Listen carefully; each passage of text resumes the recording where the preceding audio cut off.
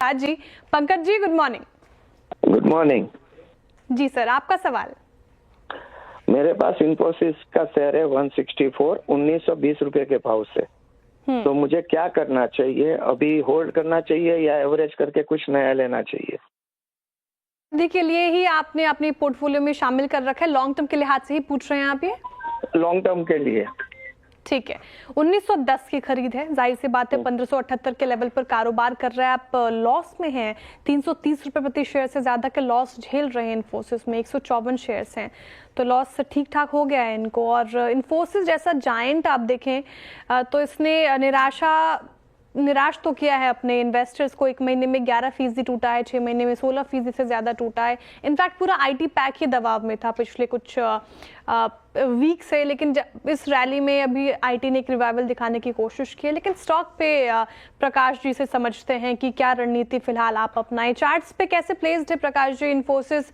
करना क्या चाहिए इनको? लॉन्ग टर्म के लिहाज से फिलहाल होल्ड है?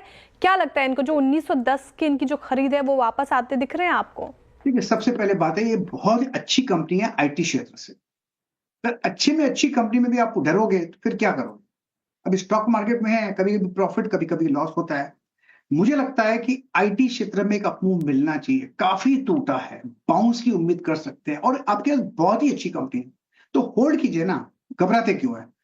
आप लॉन्ग टर्म के लिए तो लॉन्ग टर्म में प्रॉफिट मिलेगा ही मिलेगा।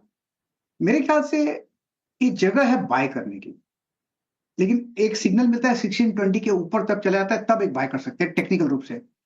लेकिन आपका नजरिया लॉन्ग टर्म का है तो आने दो ना, नीचे आता है तो खरीदो, सस्ता हो जाएगा माल, फिर ऊपर बेच देना। लेकिन मेरे ख्याल से लॉन्ग टर्म के लिए होल्ड है।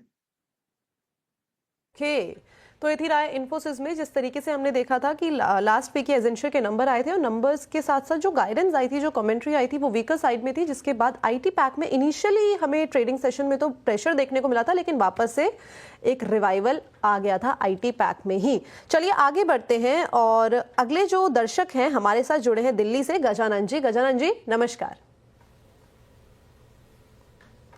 गजानन जी, आवाज आ रही है आपको मेरी? हाँ जी, हाँ नमस्कार मैडम जी। नमस्कार, आपका सवाल? सर, मेरा एक्सिस बैंक को शेयर लिए है 134 से 134 से 350 शेयर से, तो क्या मैं इसे लॉन्ग कर सकता हूँ या अभी सेल कर दूँ सर?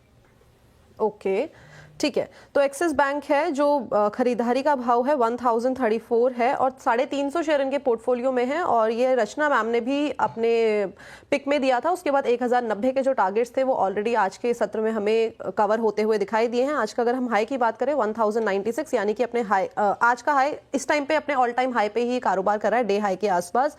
गाबा सर, क्या लगता है यहाँ पे बने रहे या फिर जितना भी मुनाफा अभी थोड़ा बहुत मिल रहा है उसको समेट लिया जाए? इनफैक्ट एक बाई सिग्नल जनरेट हुआ है एक्सिस बैंक में ऑन हायर टाइम फ्रेम, कभी 1000 के आसपास। उसके बाद जो उसका टेक्निकल टारगेट था 1150 का, दूसरा टेक्निकल टारगेट था 1200। ये एक जोन है, मेरे ख्याल से वहां तक जाएगा।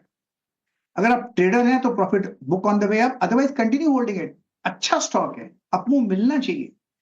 और मैं होता तो मैं इसको होल्ड करता और keep booking profit on the way up, that's all. अगर आप ट्रेडर हैं तो, अगर आप निवेशक हैं तो क्या घबराना, कंटिन्यू होल्डिंग इट, बढ़िया कंपनी है।